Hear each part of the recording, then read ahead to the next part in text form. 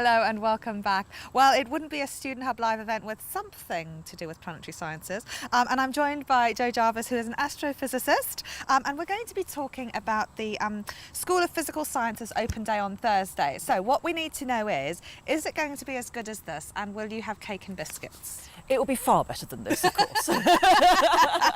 Only because you're going to just do science. Well, yes, that's true. It could be argued I'm slightly biased. But yeah, we've got a whole afternoon of activities lined up, a good proportion of which will be broadcast online. So those of you that can't make it here, don't panic. But it would be fantastic if you can come and join us. So what's the programme? What's the plan?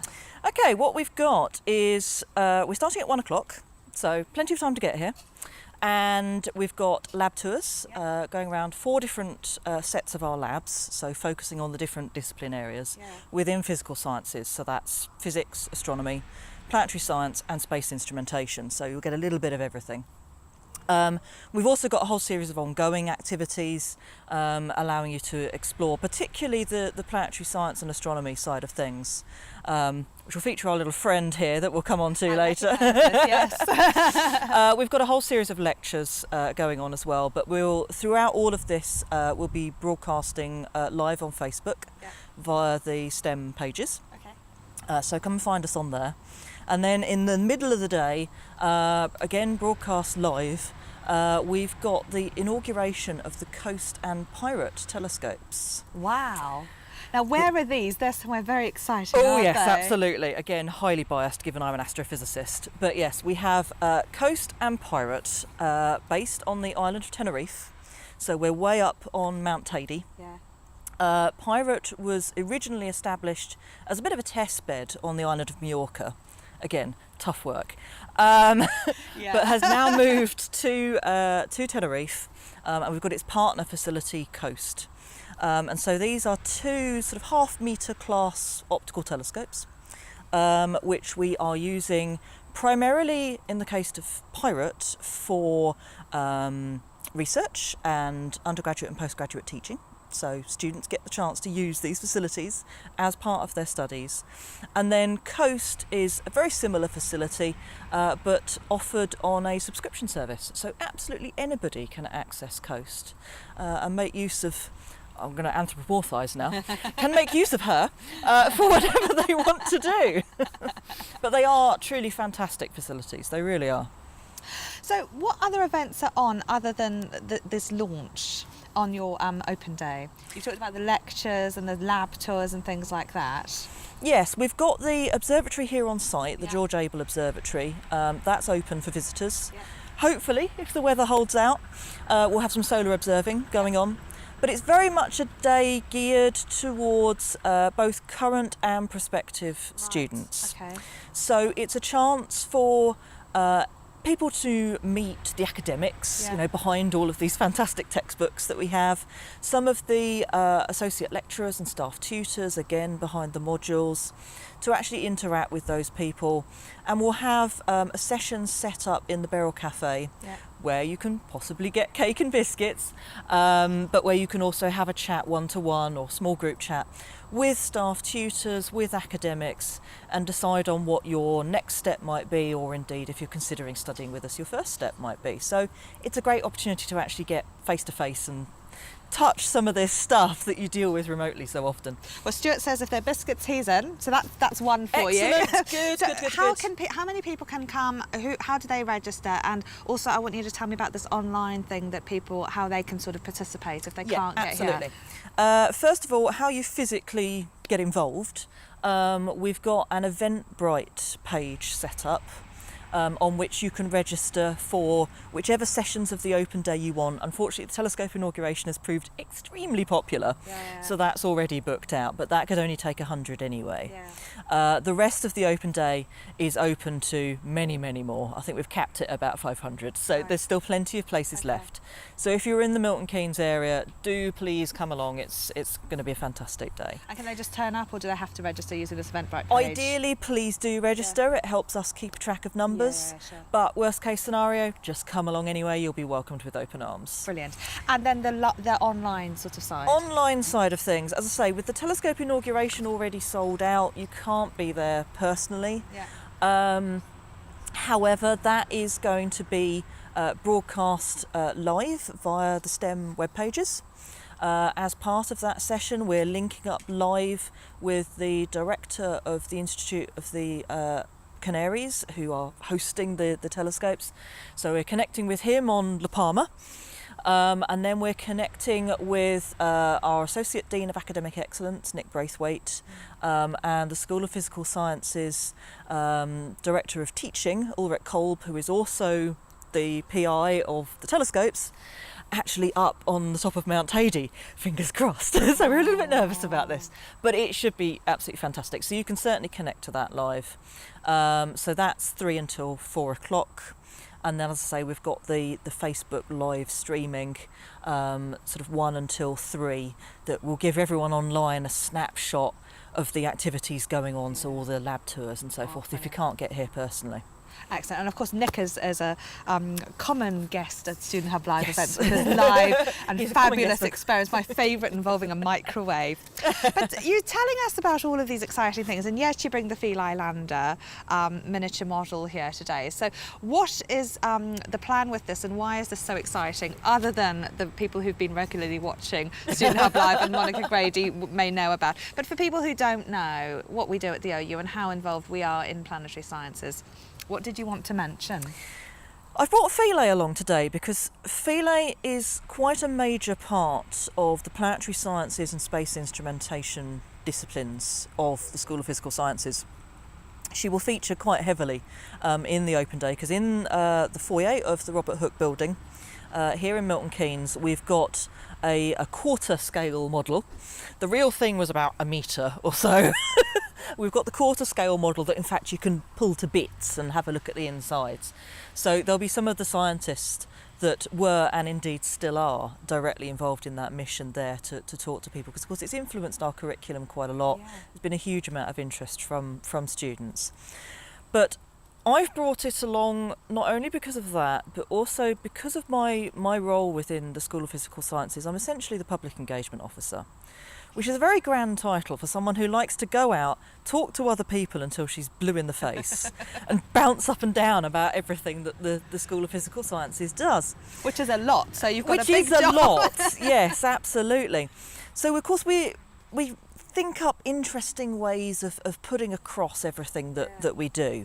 And there'll be some examples of those available sort of on the open day, particularly on the spectroscopy side of things, so breaking up the white light spectrum to give us the signature of the objects that we're looking at. But one that I've brought along, I'm going to try you out on this one. We're good. One of the instruments on Philae is an instrument called Ptolemy, and it was built by the team here at the OU. And essentially it sniffed the comet. Now this belittles a little bit all the hard science behind all of this. Yes. But the amazing thing is that this is normally a piece of instrumentation that's easily the size of a room. And we've packed it down into something about the size of a shoebox, sent it off to this comet, and despite all the bouncing around that Philae managed to do when it landed, it still managed to sniff the comet. And we thought, well, okay, great, we can put across chemical formulae to people, but what does that tell anyone? So we came up with a bit of a plan. What was your plan? Our plan are these things. Now this is a wee little postcard. We've got an artist's impression of the comet nucleus on the front here, and lots of interesting information on the back. But the point is, give that a sniff. Do you have to scratch it? Nope. It's a bit of a Marmite smell. People either love it or hate it. I'm not sure. That smells like aftershave. What is it? You've got possibly all sorts of interesting toilets. Things in there. The main smell that comes across to most people is ammonia. Right. So for those people at home that have had that unfortunate effect of smelling urine, for example, or ammonia tends to be a fixative in sort of hair colours and things like that. So that really strong sort of gets right up your nose and into your sinuses smell is one of the components that comes across in there. Have you got some of these we can send out to people? Absolutely. Okay, so if you want to experience this, send us an email with your name and address and we'll post it out to you. studenthub@open.ac.uk. That's studenthub@open.ac.uk. So it's better to email than put it on anything else like the chat or Twitter, and we'll get one of these out to you. Maybe not that one. Have you got some more? Oh yes, we have hundreds of them. Okay, brilliant. Trust me, my little outreach cupboard smells of those things quite horrendously. And I've very quickly learnt, as I will guide everyone else, don't put one in your pocket because your trousers will smell of it for a very long time. Well, I've never smelt a comet, but you know, I clearly have. Is that what it smelt like then? Yes, as close as approximation as we can get. And indeed, because we've got scientists involved in studying Mercury and Mars and various other bodies within the solar system, we're looking to expand this series actually. So we may end up with a smell of all the objects in the solar system at some point, which of course does start to beg the question, what smell do you want for the Earth? That is a good question. I was pondering fresh cut grass, but I I'd be think interested to know what everyone else grass has... is one of the happiest smells, Yeah. apparently, isn't it? Okay, so again, if you've got a suggestion about what smell you think the Earth should be, fresh cut, I don't know, maybe a salt water with the ocean. I don't know, that could be another good one. Yeah, that one's been floated as well. Floated. Oh dear, oh dear. Sorry, the corny jokes are out. Okay, I think we're going to have to send you home, Joe. Sorry, I'll go back in my box now. Well, Joe, thank you so much for coming along and showing us these things.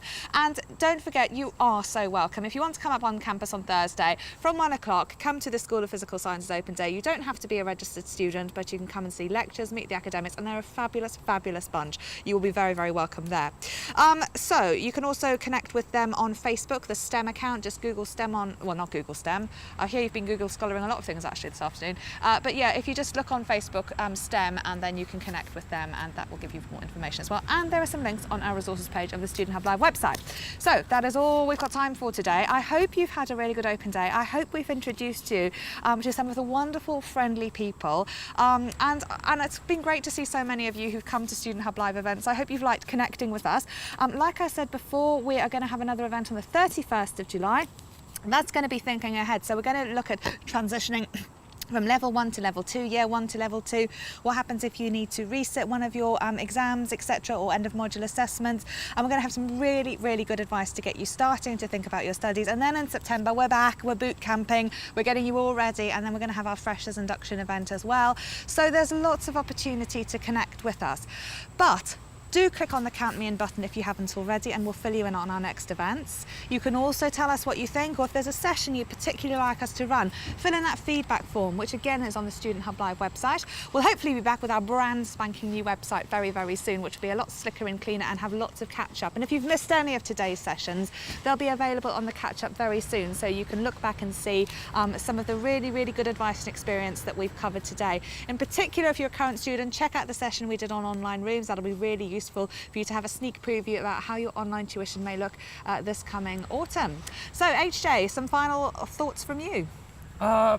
You're on the spot now. Sorry, I was just talking to Stuart, and he said the smell of bread, which, you know, I like the smell of bread, but yeah, that's a good one. yeah, it depends how representative we think that is. But no, we've just had a good time chatting to everyone, connecting with everyone. We've had a few new students pop by, which is really good, so hopefully you feel a bit more prepared and maybe can look up some of those open learn materials. But yeah, if there's anything we missed, just email us, studenthub@open.ac.uk, and pop by to our next event. It's always nice chatting to people and catching up and seeing how everyone's progressing, and some people are writing their dissertations now or having some time off for the summer. But yeah, be good to see everyone again. Oh, well, thank you, and Sophie, you've done a fabulous job, and thank you to all the guests who come and sat on the lawn and talked to us, and hopefully given you a different insight into the OU. It's been really fun being outside. The weather's held off. It's been fabulous. Thank you all for participating today and for taking the time to come along, and especially for sharing your advice with other students. It really does make this a lovely academic community, and I hope to see you on the event on the 31st of July, but make sure you click on that email address if you haven't already. Right, that's all from us here at the Student Hub Live for today. We hope to see you again very soon.